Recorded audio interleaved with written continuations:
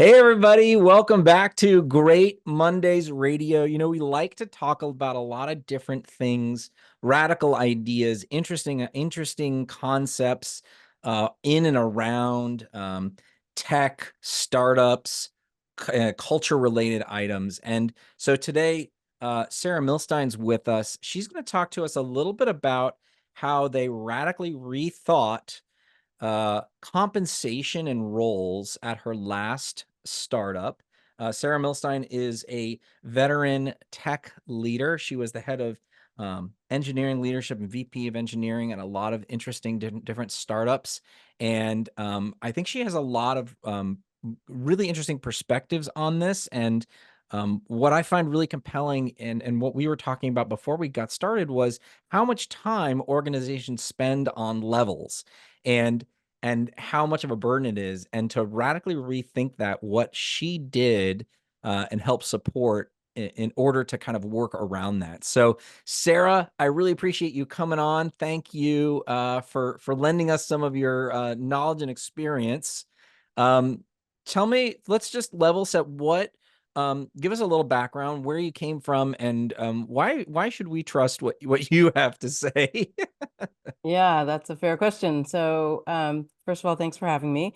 I have worked in tech and in tech leadership for many years and in lots of different kinds of organizations. So I've seen the show from many perspectives, from small startups, ABC series, medium-sized companies. I worked on tech inside the federal government, which is the biggest of organizations in the country. I've worked for a VC firm. I've really seen it from a lot of perspectives. And I have both now some cynicism about some of the things that we see all the time and some enthusiasm for some of the things that I think can really work and are worth trying. Great. So let's dive into this. So what is the problem that you see most often with this challenge around salary bands, levels, titles? What Yeah. was the challenge? Why is that such a problem? What is the challenge that you've observed? Yeah. So the challenges are a little bit different depending on the size and stage of the organization, but basically, um, the combination of comp and leveling and re-leveling people through promotions and changing their comp through raises, all of that takes an incredible amount of time and energy and political capital. And it tends to have not great results. People are often resentful about how they get leveled coming in, whether they get promotions once they're inside. They're comparing themselves to other people. It's very difficult to have a real, and maybe not even possible because of humans, to have a real consistency across levels. And so it's like a fraught system that takes all of your time away from serving your customers. Hmm. So having seen a number of pretty disastrous systems, even that seemed to be working well, like they were functioning, but they were taking 50, 60, 70% of managers' time and having like incredible resentment on the other side. Even when somebody gets promoted, somebody else is resentful. Somebody doesn't get promoted and they're resentful Yeah. and their friends are. So having seen that many, many times, when I got to my last startup and we were due to rethink comp, which had been kind of set at one level and we got a new series, it was time to rethink it. We took a big step back and said, let's really rethink this. Do we have to do this the way that everybody else has done it? And we decided we didn't. Okay. Well, so teed it up. What was the radical rethink? How did it go? What did you learn? Yeah. So the organization, let me give a little context, was about 70 people, I think at the time, and about half in engineering. And we were Series B with a bias toward hiring more senior people. We wanted to get big enough and established enough to be able to hire and support more junior people, but that's not where we were. We were hiring more senior people. And we didn't want to invest the manager time in putting together the whole level system, something that we thought our team wouldn't especially benefit from. Instead, what we did was decide to level everybody based on the years of relevant experience that they had. So that was true if you were working for us at the time or when you came in. When we hired new people, we leveled them based on years of relevant experience. And the relevant experience, I will say, is the place where there's the most room for bias in this, but it's a That's much smaller footprint for bias than a traditional system. So once you're leveled, there was one pay band for each level. And the hmm way you would get to the next level was just by gaining more experience at the company. The company was called daily.co. If you want to look it up, we talked about this on the blog at the time. So you would automatically basically get a raise by staying with us for a certain period of time. And the more junior you were, the faster those came over. As you get more senior, those are more spaced out. And twice a year, so every 6 months, we look to see are people due for a bump in level. And that was also an opportunity for us to say, do we want to keep working together? So it wasn't that you could just stay and get raises and promotions forever if you were underperforming, but we hmm didn't tie performance directly to comp. We split those things. And we still had some career check-ins with people twice a year. Are things going as we're expecting, as you're expecting? But those weren't tied to promotions or comp. And what we had were mostly people who were very motivated. They were motivated for the company to grow. They were also motivated by their own growth and education. That was exciting to them. And they weren't put in a position where they had to take on politically attractive projects in order to grow, but things that might not be the best for collaboration, things that might not serve the larger organization, but would serve them narrowly. Like none of that was attractive because we didn't have any framework where you could be rewarded for those things. So it was very successful in terms of internal happiness. Like we ICs really liked it. They knew what it was completely transparent. So everybody knew what the situation was. It really cut out any kind of bias that people thought they might experience. Managers really liked it because they could really focus on supporting teams and making sure we were serving customers. hmm And even more important in some ways, um, candidates really liked it because we talked about it very explicitly on the blog and we put it in all the information in all of our hmm job listings. It completely filtered out anybody who didn't want to work in that kind of system. So we never heard from people who weren't excited about it. We only heard from people who were like, wow, this is a great fit for the way I want to work. And that Yeah. was super helpful in the whole interview process as well. What do you think? So the most widespread shift that is percolating out there in when it comes to bands, levels, and pay is pay transparency, right? There is some movement in that direction, and you can see depending on what state the job is posted in, whether it's, there is pay transparency. In your opinion, is that attempting to solve the same problem or similar problem in a different way, or is that part of how did you all have? I mean, I guess you can have these levels without having pay transparency, but I don't know.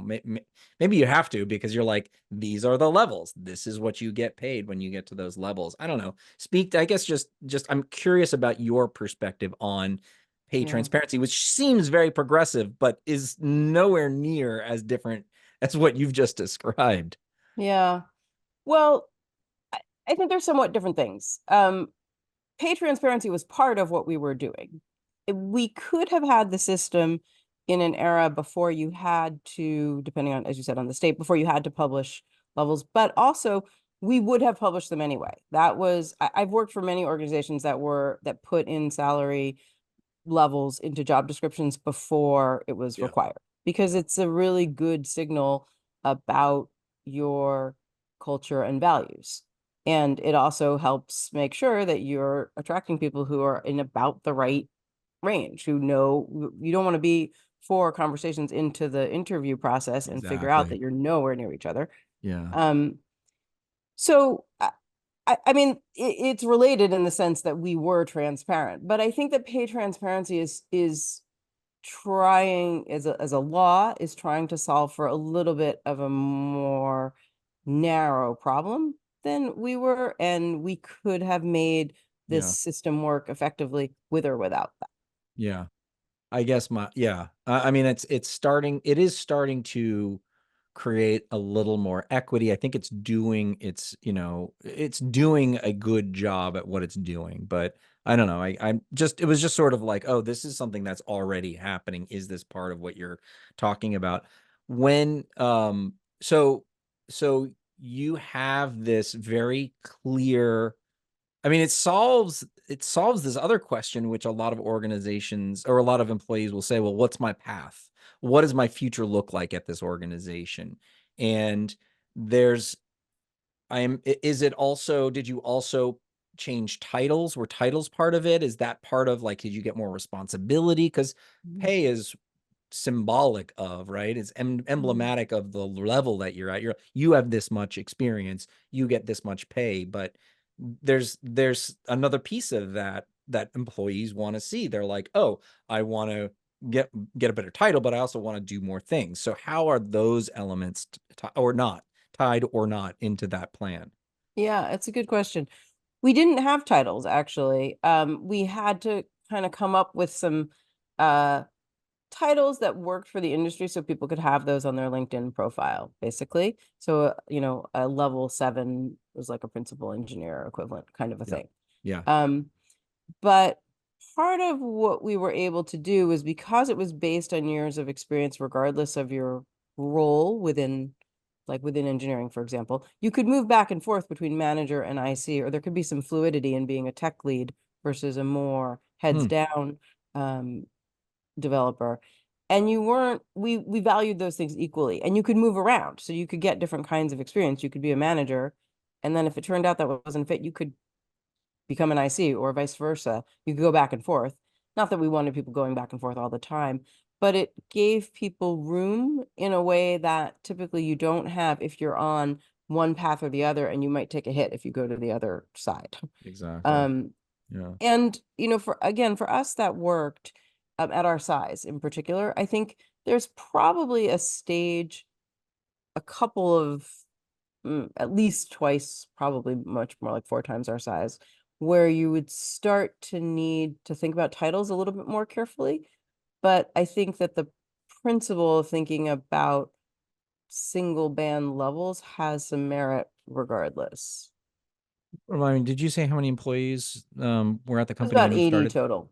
80 Yeah. total. Okay.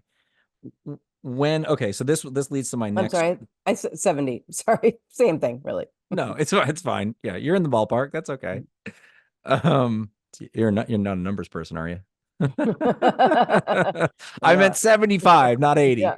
Um, the the question, okay, so that it sort of leads me to, when, based on your experience, so this was one experiment, it worked for you all.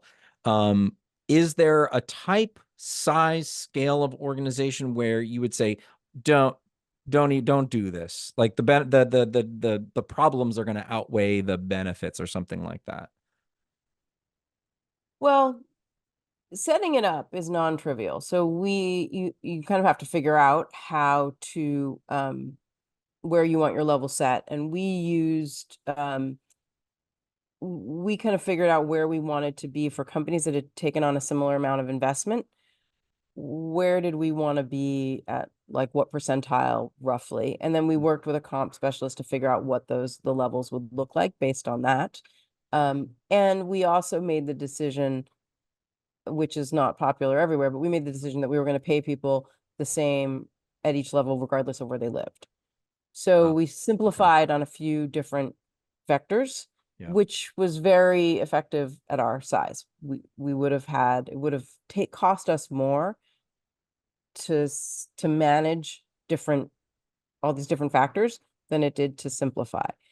I do think that for much larger organizations, putting in place a system like this would be a significant lift, because you would not only have to figure out, are we paying everybody at the same rate regardless of where they live, and you may have a policy on that that holds for this or not.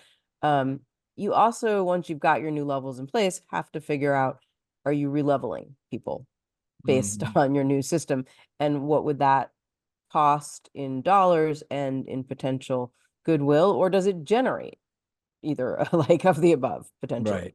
Right. Um, so I do think that's something you have to take into account, of course. Now, big organizations are used to making big changes, which take years often, and that's like a normal thing. Yeah. But it's not trivial. I don't, even though it can be relatively simple, it's not trivial. It does take a fair amount of thinking and a lot of communication with staff so everybody understands what the changes are, why you're making them, and how they're going to affect everybody over time. So I guess the equation, the sort of the thought experiment is it's going to take a lot up front. Is it going to save us on the back end? And that was the big benefit, right, that we started with, which is, hey, there's just so much just thinking and, chewing. I mean, my guess is that more organizations, even if it's not exactly what you're describing, are going to have to, and again, laws or norms start to actually reconcile because there's just not enough time in the day to do this type of stuff. And Mhm. to me, it feels like we have to be moving in this direction. And so it's, you're going to be making this change. When are you going to make this change? And what's the benefit? And I think the thing that sparks for me most about this is you're like, yes, we're sacrificing some accuracy perhaps, or some, something on one side, but you're saving so much on the other, and so you're willing to make that kind of trade-off. And maybe that's the thought experiment. You're like, okay, how can we if we're able to throw out the playbook, how do we simplify? Like, how do we minimize the amount of time and the friction that goes into that? Am I sort of reading, does that feel, I'm just interpreting what you're saying and processing it in real time. Does that Yeah. feel like the right way to think about this? Yeah, absolutely. I mean, part of what we thought about too is that you say, you're giving up some accuracy, but the traditional systems don't afford that either. Okay, So, perceived accurate. That's a great point, right? You're like, yeah, well, it's this and it's this and it's this, and the truth is it's all bullshit. yeah, correct. Exactly. Now, I think there are lots of reasons why people might want to hang on to some older systems. And I think it's worth thinking about how you divorce the what you perceive to be the benefits of those. Like, for Hmm. example, you mentioned before the idea of career pathing. Do you want people to be able to see what it would look like to grow in their role? And can you do that in a way that is not tied directly to subjective evaluation and comp? Like, those Hmm. things don't all have to be tied together. You could Hmm. divorce all of them and think about the kinds of benefits you need and how can you get those without having this very interwoven system Hmm. that really gives primacy to mostly managers' opinions. Of course, in bigger organizations, you have panels that make decisions and Hmm. many other things that can happen, but the politics just get more and more complex, not less, as you get bigger. So Yeah. thinking about the benefits that you want from a comp system, and as you said, I think thinking about reducing the friction is really a lot of the value that we got out of this. Yeah. Why do you I mean, I guess I'm just tech, particularly, right? No sacred cows in tech. It's like, leaders have rethought everything, but it almost feels like this hasn't, there's a particular baggage with comp, and why is that?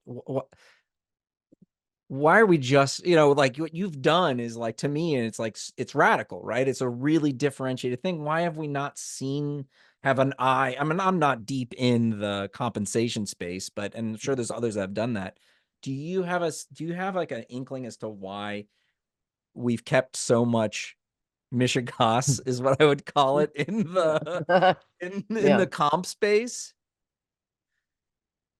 Well, I mean, a lot of people's jobs depend on the system existing. Fair. Um, so for everybody from just line managers to HR to comp specialists, there's whole data sets based on this. There's software, there's a lot writing Yep. on We've it. already invested in this software. Yeah. And I mean, we as an industry have invested in this. I mean, everybody has. It's not unique to tech, right? Like this Yes. is Yes. there's a lot of kind of things that are taken for granted in a system like this. But I think there's also some and lots of hard on the ground investments. Like we have software that supports these sorts of decisions, and uh, we have shared language that supports them. I think there's also, though, frankly, a little bit of um, a small number of people are able to gain some power by being the decision makers about who gets leveled where and how people get promotions and raises. And I don't mean that to say that people are doing that in bad faith, because I think most of the time everybody's showing up at work trying to do a good job, and people think they are really doing the best they can to support other people's growth and to reflect that in their comp and in their titles. But humans are going to human, politics are going to come into play, biases are going to come into play. Hmm. And you need some typically systems for calibration and agreement about how people are going to get leveled and re-leveled. And that, as I've said here several times, takes a huge amount of effort that I think in some ways, ironically, the more effort you put in, the more it seems like it's worth doing. So you have this sense of like, I'm doing a valuable thing. And because it takes so much work, it must be It must be valuable. very valuable. Yeah. Yeah. Right.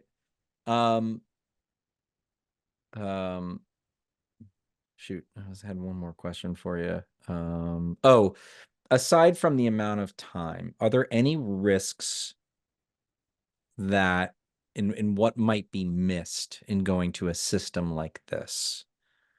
What are you giving, right? So I talked about like this kind of two sides of the balance sheet. What are you giving? What might you be giving up aside from a false sense of accuracy? Like what Mhm. actually might be a risk that you're losing or missing if you go to a simplified, let's just call it a simplified system.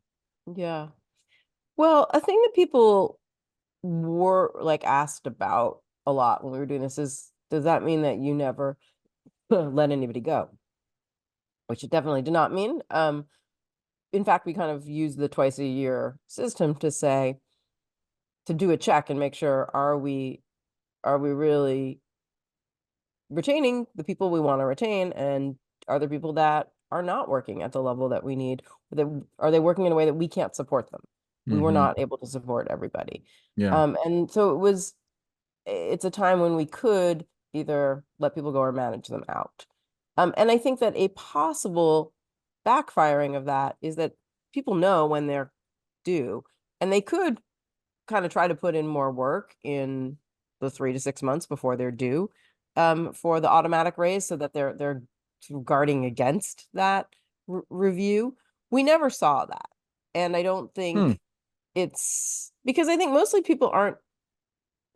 Maybe in bigger organizations, people coast sometimes. In Yes. smaller organizations, nobody's coasting. There's no, That's you typically can't just, not, yeah, right. there's just not room for that.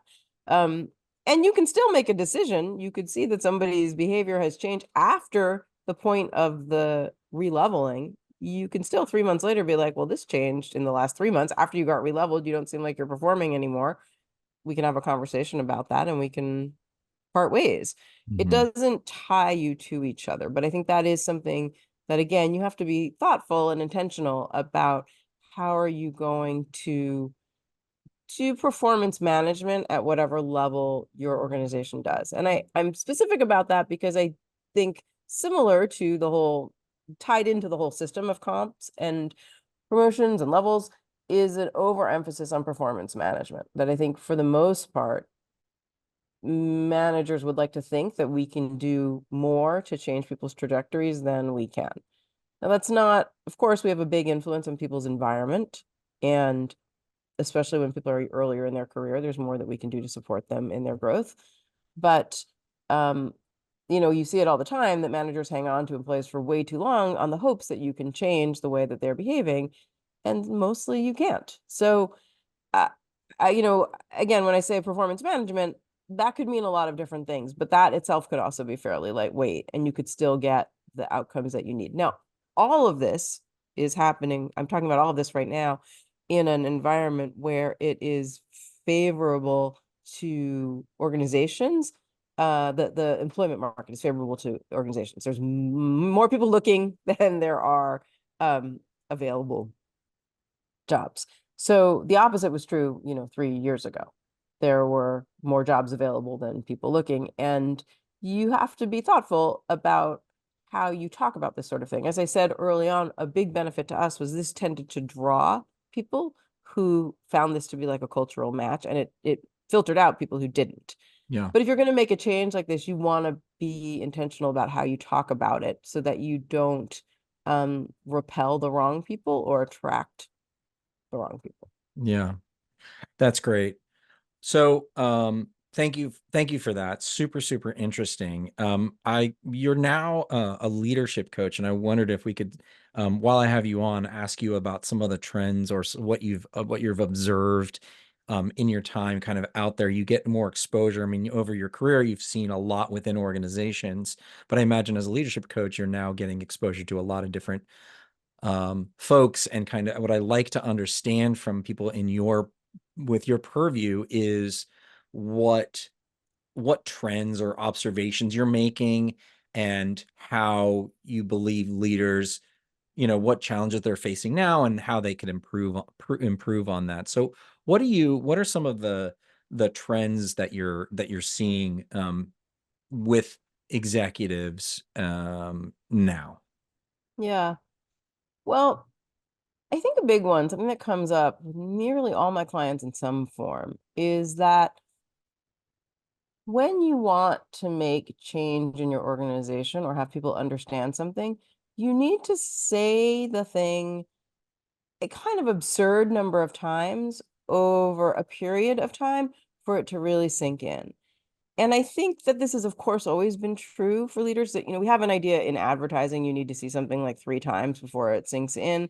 And I think in leadership, it's basically you need to say something like 10 times before you could even begin to hope it has sunk in. And I mean that literally, that uh, for many reasons, kind of personal, technological, physical, people don't hear the things you're saying often, and they don't hear it the way you're saying it. So as a leader, especially when you're dealing with a distributed team of any kind, whether it's people in different offices or fully remote staff or some hybrid combination, when you aren't seeing each other all the time, and I've mostly run remote organizations in my career for like 25 years, when you're not all together all the time, the importance of stating clearly and repeating the changes, the strategic objectives, what's changed and why, what are we letting go of now, and giving people a chance to ask questions so you can gauge if they're getting the right stuff. Are they asking the right questions? Yeah. That's super important. And you have to find opportunities to keep reinforcing whatever change you want to see. And you can kind of think about that on a Mm. quarterly basis. I mean, it exists always, but it's nice to break down and think in your quarterly terms. What are the big themes for this quarter, and how are we going to make sure those are getting emphasized across the company, within departments, within teams? So, does this have to do with like big initiatives, as well as, like Mm. as a leader? I mean, it's like you have to pick, one or two or three things that you were thinking about this quarter, and you're like, okay, sticky note on my desk. Every time I hop on with my managers, I'm going to start with X, Y, and Z. Is it anything that I'm working on? Any of my priorities that I need to be communicating? It's just like I gotta keep hitting on that. Is that does this hold true for small things as well as big things? Certainly the big things. If it's a change in the strategy, the kinds of customers you're going to go after, the kinds Right. of services or products that you're going to offer them, the channels you're going through, and their decision making needs to change as a result. Um, and I think the more that you need decision changes from throughout the organization and behavior changes as a result of whatever new thing, Yeah. the more you need to talk about it and the more you need Yeah. to reinforce. It's easy when you're thinking about it all the time or you're talking to your executive team and you're all like on the same page. And It's then all it's it's everything in your head, right? completely, but that doesn't translate into everybody else's heads. And what I find is that leaders most often lose track immediately of what everybody else knows and doesn't know, and do not do enough of the, frankly, kind of repetitive and seemingly almost embarrassingly repetitive work of reinforcing where we are today and why. What changed? Why? What do you do differently as a result? And then when that Yeah. shifts again, you have a discussion about that. Why has it changed? What are we doing differently? What are we letting go as a result of what we're taking on now? This smacks of truth to me, because I heard it was just last year or the year before, someone said you only know that you've communicated the message when they've started to parrot it back to you, like almost make fun of you, or here comes Mr. One Culture guy, here comes the CEO, right? Like that. It's like that's the goal. You want people to be like, oh, here he is. He's always talking about this thing, or she's always doing this thing. Yeah. And it feels, and I was like, oh, yeah, that does, because everybody's got their own soundtrack, their own narrative, their own priorities. And it's like you got to think about like all the communication, even you do in your relationships and your partners or whatever it might be. It's like, oh, we talked about this. And you're like, how many times? I don't know how many times you, but it's like for me, I'm like, you did? And you're like, this is, we're not doing all hands. We're just, trying to figure out what's going on this week. So Yeah. it does feel pertinent, and the fact that you've accentuated, you're like, this is even more problematic in remote organizations. You don't even have that face to face anymore. Hey, everybody, this is what's happening. Da, da, da, da. There's just so much going on, right? When I'm looking at you remotely or anybody, it's like I got all these faces on my screen. I also have all the widgets and the notes and all the other things. Yeah. Um, and it's just a lot going on. And I think it just comes back to the basics, the communications. I think that's really interesting that you're like everybody you're saying everybody is like needs a reminder. They just need to be repeating. Yeah.